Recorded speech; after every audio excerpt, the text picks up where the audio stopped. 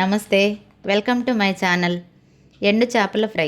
మా నెల్లూరులో వీటిని తాటాకు చేపలు అంటారండి. ఎలా చేయాలో ఈ వీడియోలో చూసేద్దాం. ముందుగా తాటాకు చేపల్ని తోక తల కట్ చేసి ముక్కలుగా చేసుకోవాలి. వీటికి పసుపు అప్లై చేసి మితంగా ఉండే ఎండలో ఆరబెట్టుకోవాలి. ఇలా చేస్తే వీటిని నిల్వ చేసుకోవచ్చు.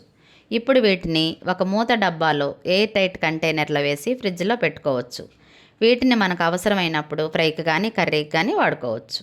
ఇప్పుడు కొన్ని ముక్కలు తీసుకుని నీళ్ళల్లో వేసి 10 నిమిషాలు నానబెట్టాలి. ఇలా చేయడం వల్ల క్లీనింగ్ ప్రాసెస్ చాలా ఈజీ అవుతుంది. ఫ్రై ఎంతో రుచిగా రావాలంటే చేపలను కడిగే విధానంలోనే ఉంటుందండి.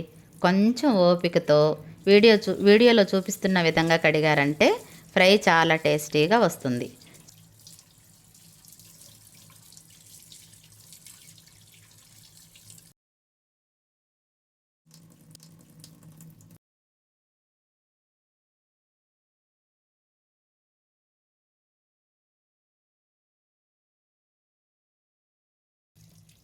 చూడండి ఎంత చక్కగా శుభ్రంగా వచ్చాయో. వీటిని రెడీగా ఒక ప్లేట్లో తీసి పెట్టుకోవాలి. ఇప్పుడు బాండీలో సరిపడా ఆయిల్ వేసి వేడయ్యాక చేప ముక్కల్ని వదలాలి.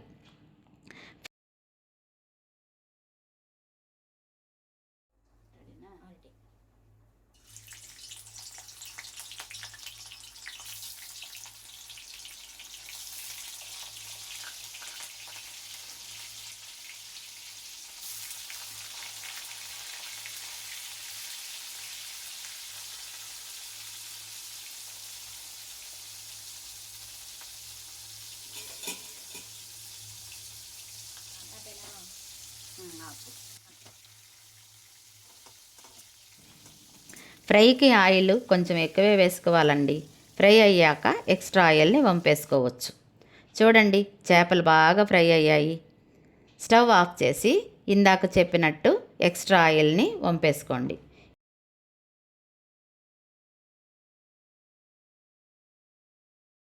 ఇప్పుడు కారం పసుపు వేసి ముక్కలు బాగా కలిసేలా కలుపుకోవాలి.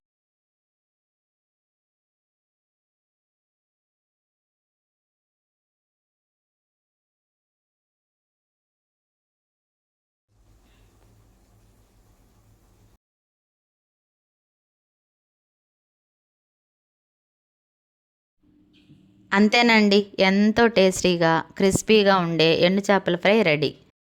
ఇది పప్పుచారు, పచ్చడి, రసం వేటిలోకైనా సూపర్ టేస్టీగా ఉంటుందండి. నేనైతే అన్నం వీటితోనే తింటాను. మీరు కూడా ట్రై చేసి టేస్ట్ చేయండి, అస్సలు వదలరు. Thanks for watching. Please subscribe my channel.